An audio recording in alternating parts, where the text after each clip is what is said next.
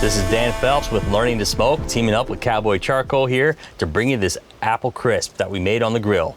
And we did that using these all-natural hardwood, charcoal, and applewood pellets. And so to make this apple crisp, what we did is we started out with some Honeycrisp apples and we cut them up, put them in a bowl, and mix it with sugar, cinnamon, nutmeg, and lemon juice. And then in a separate bowl, we took the ingredients of flour, oats, brown sugar, and some chilled butter, and mixed that together to make our crisp.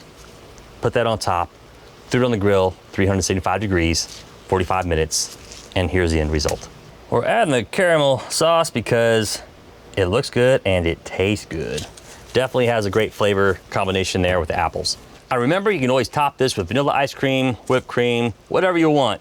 But I choose caramel here, and then we can put some ice cream on top afterward. For this recipe and so many more, like, follow, subscribe, and keep cooking with Cowboy.